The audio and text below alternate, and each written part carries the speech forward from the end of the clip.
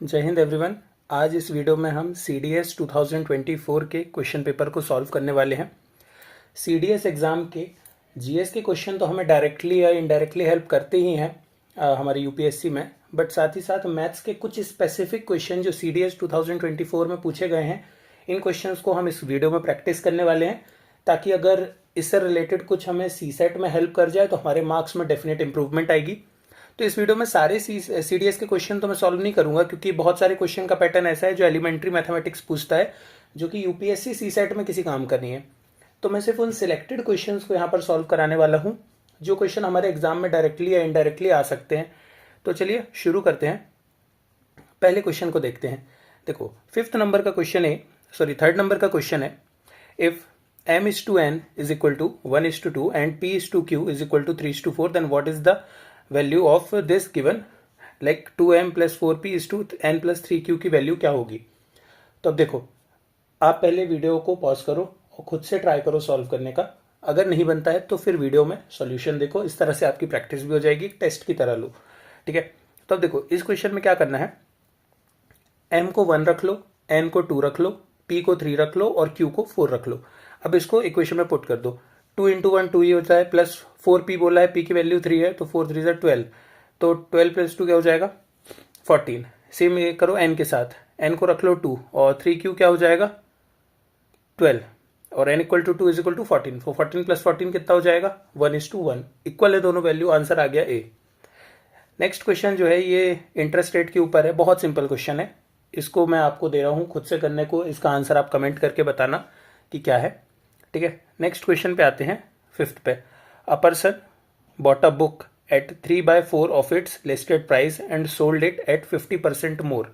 यानी कि cost price क्या है बुक की, 3/4 दिया है ना, तो 3 हम मान लेते हैं कॉस्ट प्राइस है, तो सेलिंग प्राइस क्या होगा 4 होगा, क्योंकि लिखा ही है ना कि सेलिंग प्राइस का 3/4 पार्ट है कॉस्ट प्राइस, तो CP में हम लिखेंगे 3, इसका सेलिंग प्राइस है 4, और फिर क्या बोला है कि जो लिस्टेड प्राइस है, मतलब जो लिस्टेड है कि इस पे हम बेचेंगे, वो प्राइस है कितना 50% मोर। किसका 50% मोर, सेलिंग प्राइस का। सेलिंग प्राइस है 4 में 50% और ऐड करो, 4 का 50% होता है 2, हाफ, 2 को और ऐड करो 4 में, वो जाएगा 6। अब पूछा है कि what is the percentage gain in the transaction. खरीदा 3 पे था, सेलिंग प्राइस 4 है, लिस्टेड प्राइस 6 है, तो पूछ रहा है ओवरऑल गेन क्या हुआ, तो 3 CP से 6 जस्ट डबल है मतलब 100% है। 3 में 100% जोड़ोगे तो वो 6 हो जाएगा, क्योंकि 3 का डबल होता है 6, तो आंसर आ जाएगा 100%, ट्रांजेक्शन में प्रॉफिट है। इस तरीके से ये क्वेश्चन भी सॉल्व हो गया। फिर ये जो बाद में क्वेश्चन है, ये क्वेश्चन इस तरह के अभी CSET में पूछे नहीं जा रहे हैं, तो इस तरह के क्वेश्चन को प्रैक्टिस करने का कोई सेंस नहीं है, ठीक है। यहाँ पर आओ, नेक्स्ट क्वेश्चन में 16th क्वेश्चन है, what is the digit at the 100th place of a number. अब देखो, ये क्वेश्चन बहुत रेलिवेंट है, क्योंकि अभी तक यूनिट डिजिट बस पूछ रहा था। देखो, यूनिट डिजिट एक होती है यूनिट डिजिट, फिर होती है 10th प्लेस, फिर होती है 100th प्लेस और फिर होती है 1000 प्लेस। इस तरह का क्वेश्चन डेफिनेटली इस साल आ सकता है, इसको जरूर ध्यान से प्रैक्टिस करना। अब पूछा 100th प्लेस पे क्या आएगा, तो 100th प्लेस पे क्या आएगा, सिंपल है, 25 इंटू 25 इंटू 25 इंटू 25 कर लो। जो 100th प्लेस है उस पर हमेशा एक ही नंबर आता है, वो है 6, ठीक है। तो कितने भी बार पूछे 25 इंटू 25 इंटू 25 आप कर लो, जो 100th प्लेस है उसमें 6 ही आता है। 25 इंटू 25 625 होता है, 625 इंटू 25 625 भी होता है, मतलब जो 100th प्लेस है उस पर हमेशा क्या आएगा 6 ही आएगा। तो इस तरीके से क्वेश्चन भी सॉल्व हो गया। इसके बाद जो नेक्स्ट क्वेश्चन है, ये इंपॉर्टेंट क्वेश्चन है, लेकिन इस क्वेश्चन के सॉल्यूशन पे मेरे को भी डाउट है, और मेरे को भी डाउट है, इसी वजह से मैं इस क्वेश्चन पे अभी सॉल्यूशन नहीं करा रहा हूँ, तो इस क्वेश्चन को मैं लीव कर रहा हूँ। नेक्स्ट क्वेश्चन पे आते हैं, व्हेन द नंबर 1 2 3 4 5 बहुत सारा है, 99 100 तक वैल्यू है, इसको 16 से डिवाइड करते हैं तो रिमाइंडर क्या होगा। डिविजिबिलिटी रूल का क्वेश्चन है, बहुत सिंपल तरीके से सॉल्व होगा। हमें पता है कि अगर इवन डिजिट है लास्ट में तो वो 2 से डिविजिबल होता है, लास्ट के 2 डिजिट अगर 4 से डिविजिबल है तो 4 से वो पूरा डिविजिबल होता है।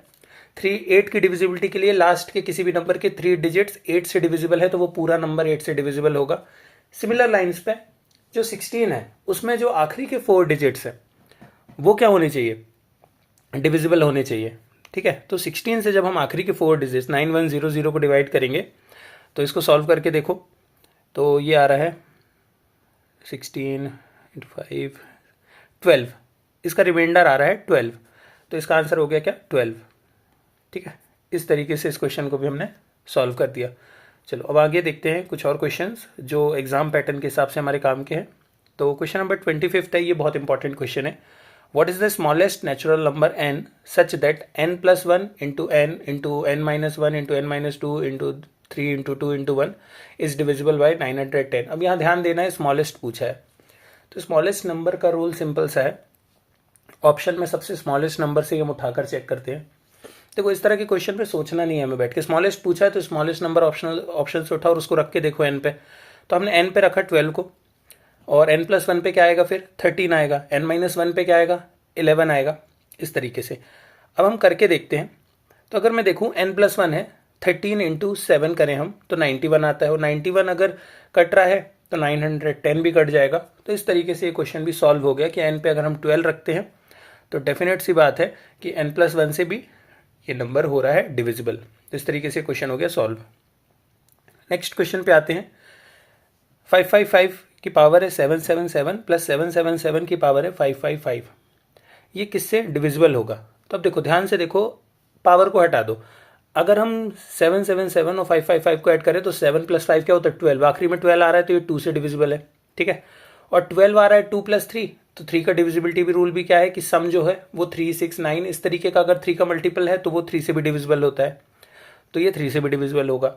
और 37 से डिविजिबल है कि नहीं ये चेक करना है, तो 777 और 555 को ऐड करो और इसको पुट करके देखो। तो पुट करने पे वैल्यू क्या आ रही है कि 37 से भी ये डिविजिबल होता है। इसको सॉल्व करके देखोगे तो ये आराम से हो रहा है। इस तरीके से ये क्वेश्चन भी सॉल्व हो गया कि सारी की सारी स्टेटमेंट सही हैं। ठीक, तो इस क्वेश्चन को इस तरीके से हमने सॉल्व कर दिया। फिर है टाइम एंड वर्क का एक question. 50 man can complete a work in 40 days, so they begin the work together, but जो बैच है 5 मैन का वो हर 10 दिन के बाद लेफ्ट करता जाता है। तो पहले तो बोला है कि 50 मैन 40 डेज में वर्क कंप्लीट कर लेते हैं, तो 50 × 40 होता है 2000, दैट मीन्स टोटल वर्क है हमारा 2000। अब क्या बोला है कि हर 5 आदमी 10 दिन के बाद चले जाते हैं, तो पहले 10 दिन 50 × 10 होगा, यानी 500 वर्क हुआ। फिर 10 दिन बाद 5 लोग चले गए तो 45 इंटू फिर से 10 किया तो 450 आया। ठीक है, इसके बाद फिर 5 चले गए, 40 इंटू 10 किया तो 400 हो गया। फिर 35 इंटू 10 किया तो 350 हो गया, और फिर इसके बाद हमने 30 इंटू 10 किया तो 300 हो गया। जब हम इन सबको जोड़ रहे हैं तो हमारा क्या आ रहा है 2000 आ रहा है, because 450 + 350 is equal to 800 + 917 and 3 2000। और कितने दिन लगे 10 10 10 10 10 50 डेज टोटल लगे। तो आंसर इसको सॉल्व हो गया, 50 डेज में ये वर्क कंप्लीट हो जाएगा। ये क्वेश्चन भी सॉल्व हो गया सिंपली। ठीक है, इस तरीके से कुछ बहुत ही सिंपल क्रिस्प क्वेश्चंस जो हमें हमारे सीसेट के लिए चाहिए, हम सिर्फ उन्हीं क्वेश्चंस को यहाँ पर सॉल्व करके देख रहे हैं। ठीक है, चलो नेक्स्ट क्वेश्चन में आते हैं। CP of Y articles is equal to selling price of Z articles. ठीक है, if Y is to Z is equal to 5:4 then what is the profit %? Cost price क्या है Y आर्टिकल्स की जो cost price है वो equal है selling price of 4 articles. तो सपोज करते हैं 100 के हिसाब से हम वैल्यू लेते हैं, तो 5 आर्टिकल्स की कॉस्ट प्राइस क्या है 5 नहीं, हम मान लेते हैं इसको 20, क्योंकि 5 है वैल्यू। तो अगर हमने 100 लिया है CP को तो 100 / 5 हो जाएगा 20। और फिर क्या बोला है, ये इक्वल है किसके, सेलिंग प्राइस ऑफ 4 आर्टिकल्स के। 4 आर्टिकल्स के इक्वल है, मतलब 100 से अगर हम डिवाइड करें 4 को तो क्या आ रहा है 25। तो 20 से 25 कितना % बढ़ रहा है, तो परसेंटेज टर्म्स में कितना बढ़ रहा है 25% से 1/4 से। तो इस तरीके से ये क्वेश्चन हो गया सॉल्व। इस क्वेश्चन में भी कुछ नहीं था, बस वैल्यूज को रख के देखना था, क्वेश्चन हो गया सिंपली सॉल्व। नेक्स्ट क्वेश्चन में पूछा है सिंपल इंटरेस्ट के ऊपर। A sum of money invested at simple interest triples itself in 8 years and becomes n times in 20 years, then what is the value of n? हम मानते हैं, चलो इस क्वेश्चन में क्या करना है, एज्यूम करते हैं कि 100 रुपीज़ है सम की वैल्यू। अब ये 100 रुपीज़ ट्रिपल होता है यानी 300 होता है, कब 8 years में। तो मैं आपसे पूछूंगा कि अगर 8 years में ये 300 हो रहा है, यानी कितने अमाउंट से बढ़ रहा है, तो 8 साल में 200 रुपये बढ़ रहा है, क्योंकि 100 में 200 रुपये और ऐड हुआ 8 साल में, और वो कितना बन गया 300 बन गया। तो अगर 8 साल में 200 है तो इसका मतलब क्या होगा 4 साल में 100 से बढ़ रहा है, 2 साल में 50 से बढ़ रहा है। तो अगर हम हर 2 साल में 50 50 50 इंक्रीज कर रहे हैं तो 8th ईयर पे जाकर वो 300 बन रहा है। 50 50 50 50 100 में 200 ऐड हो गया।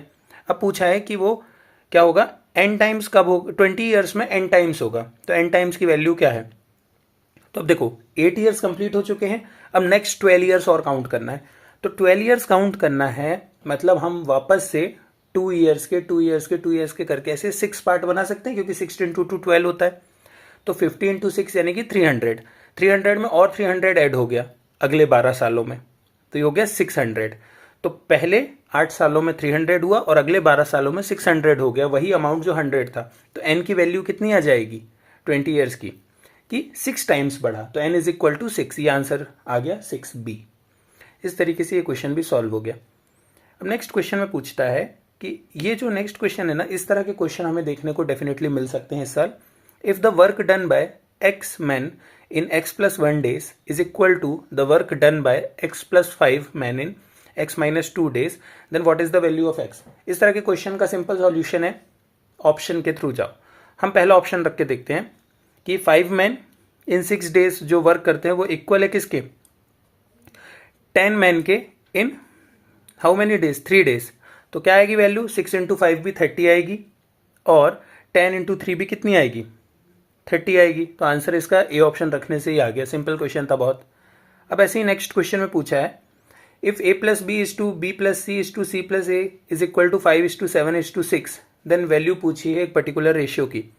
अब देखो इस क्वेश्चन में भी कुछ नहीं करना है, वैल्यूज को रख दो, a प्लस बी 5 रख दो, b प्लस सी 7 रख दो, c प्लस ए रख दो, कितना 6, 7 प्लस 5 12 और 6 18 होता है। 2 टाइम ए है, 2 टाइम बी है, 2 टाइम सी है, तो लिख दो 2 bracket a plus B plus C is equal to 18। तो 2 को साइड में भेजा, 18 कट गया, a प्लस बी प्लस सी 9 है। अब अगर a प्लस बी प्लस सी 9 है और a प्लस बी 5 है, दैट मीन्स c की वैल्यू क्या आ जाएगी, c की वैल्यू आ जाएगी 4, और c प्लस a 6 है। इसका मतलब क्या है कि a की वैल्यू होगी 2, तभी तो 6 हो रहा है। तो इस तरीके से रखकर देखा और c की वैल्यू 2 है, तो वैल्यूज को रखकर देख लो, पॉइंट आ जाएगा हमारा b प्लस सी 7 आ रहा है, तो c की वैल्यू 4 है, b की 3 हो जाएगी। इस तरीके से a2 b3 एंड c4 हमें मिल गई वैल्यूज। अब इसको इस इक्वेशन में पुट कर दो, a माइनस बी प्लस सी में रख के देख दो, 2 माइनस 3 प्लस 4 और इज टू 2 प्लस 3 माइनस 4 रखोगे, आपका रेशियो आ जा रहा है c 3:1, आंसर आ गया सिंपली। ये क्वेश्चन इस तरीके से सॉल्व हो गया। सिंपल इंटरेस्ट, कंपाउंड इंटरेस्ट के क्वेश्चन अभी भी 1-2 मैंने सॉल्व कराए। इस क्वेश्चन को आप खुद से करके कमेंट पे आंसर करो, बहुत सिंपल क्वेश्चन है, वैल्यूज पुट करोगे, ऑप्शन रखोगे, आ जाएगा। ठीक है, अब एक नेक्स्ट जो क्वेश्चन है ये थोड़ा सा टफ क्वेश्चन है, बट इस तरह का क्वेश्चन हम डेफिनेटली एक्सपेक्ट कर सकते हैं इस साल पेपर में, स्पीड टाइम डिस्टेंस का। There are 2 trains A and B, ये लीव करती हैं दिल्ली फॉर हैदराबाद। ए जो है वो 7 बजे और बी जो है वो 7:50 AM पे चलती है, और इनकी स्पीड क्या है 80 एंड 100 किलोमीटर रिस्पेक्टिवली। तो अब क्वेश्चन पूछा है कि after how many kilometre from the Delhi will the 2 trains be together. अब देखो इसको फॉर्मूले से सॉल्व तो कर सकते हैं, फॉर्मूला लगा के, लेकिन एक बहुत लॉजिकल अप्रोच में यहाँ बताना चाहूँगा इस तरह के क्वेश्चंस को, कि ऑप्शंस को ध्यान से देखो। पहला ऑप्शन है 200/3, यानी ये कितना होता है, अब अप्रोक्सीमेटली 3 को अगर हम 200 को 3 से कट करेंगे तो 60 किलोमीटर आ रहा है। दूसरा ऑप्शन देखो 100 किलोमीटर है। तीसरा ऑप्शन है 400/3, इसको कट करेंगे तो क्या आएगा, अप्रोक्सीमेटली कुछ हमारा 100 किलोमीटर के ऊपर वैल्यू आएगी। और जो नीचे वाला ऑप्शन है डी, इसको अगर हम 1000 को 3 से कट करेंगे तो 300 के नियर कोई वैल्यू आएगी। ठीक है, क्योंकि 300 इंटू 3 900 होता है, समझ गए। अब कुछ नहीं करो, अब रख के देखो 7 8 9 10 11, हम इस तरह से टाइमिंग मान लेते हैं। 7 पे दोनों ट्रेन 0 पे हैं, 1 घंटे बाद 8 बजे 80 किलोमीटर, ए ट्रेन जो है वो 80 किलोमीटर ट्रेवल कर चुकी होगी 1 घंटे में, क्योंकि 80 किलोमीटर पर आवर है। तो 8 बजे 80 किलोमीटर कौन क्रॉस कर चुकी है, ट्रेन है। 9 o'clock पे वो कितना कर लेगी 160, 10 o'clock पे वो कितना कर लेगी 240, और 11 पे कितना कर लेगी 320। ठीक है, ट्रेन बी को रखो, वो 8 बजे कहाँ पर है, 0 पे है, मतलब 0 से थोड़ा सा ऊपर होगी क्योंकि 750 पे ही चली है। वो 9 बजे 100 प्लस किलोमीटर कुछ क्रॉस करेगी, 115 120। इसके बाद 10 बजे वो 200 किलोमीटर करेगी क्योंकि 100 की स्पीड है, और उसके बाद 11 बजे वो 300 कुछ करेगी। मतलब अगर मैं ध्यान से बोलूँ तो 8 to 9 9 to 10 और 10 to 11, इन 3 आवर्स पीरियड में ये दोनों ट्रेनें मिलके 300 किलोमीटर के आसपास पहुंच जाएंगी। और बस एक ही ऑप्शन है इन चारों ऑप्शन में, वो है डी ऑप्शन, जिसके थ्रू ये वैल्यू सेटिस्फाई होती है, तो आंसर आएगा डी। इस तरीके की अप्रोच मैंने इसलिए बताई क्योंकि ये क्वेश्चन में अगर आप ऐसे पूरा वैल्यू रखोगे, टाइम वेस्ट करोगे। एक्चुअली यहाँ मेरे को बताने में थोड़ा ज़्यादा टाइम लगा है, बट एग्जाम में जब इस तरह के क्वेश्चन आए ना तो सिर्फ ऑप्शन को देखा करो। पहले ऑप्शन में 60 किलोमीटर है, दूसरे में 100 है, तीसरे में भी 100 के समथिंग है। सिर्फ एक ही ऑप्शन है जहाँ पर 300 किलोमीटर तक जा रहा है और 80 और 100 की स्पीड है, तो ऑप्शन ए और बी तो कभी हो ही नहीं सकते। सी और डी में हमें बस थोड़ा वैल्यू पुट करनी थी, डी आंसर आ गया। तो इस तरीके से क्वेश्चन नंबर 55 भी हमारा सॉल्व हो गया। नेक्स्ट क्वेश्चन पे आते हैं हम।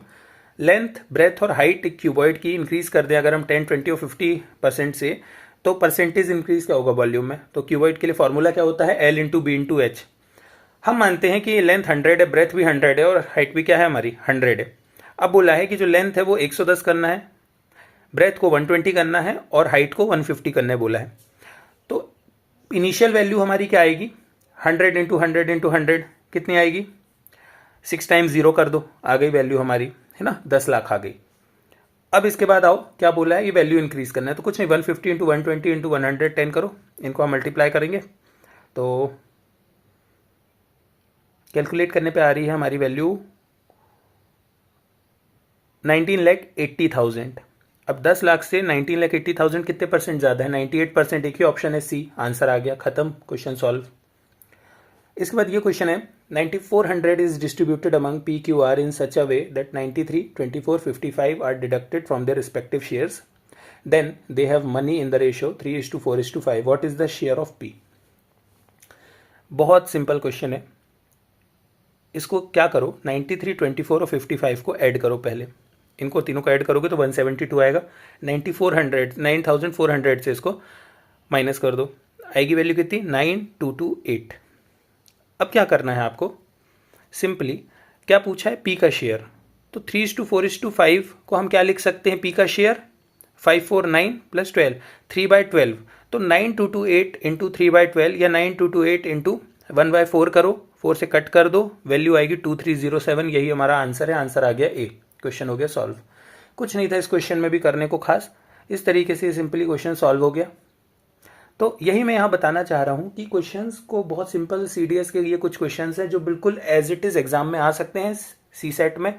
प्लीज़ इस तरह के क्वेश्चन को ज़रूर ध्यान से देखें। तो ये थे हमारे बहुत इंपॉर्टेंट क्वेश्चन जो हमें देखने चाहिए थे, जो हमारे लिए एग्जाम में डायरेक्टली काम आ सकते हैं। आज की वीडियो में बस मैं अरिथमेटिक और नंबर सिस्टम की यही कुछ खास क्वेश्चंस आपसे डिस्कस करता हूँ।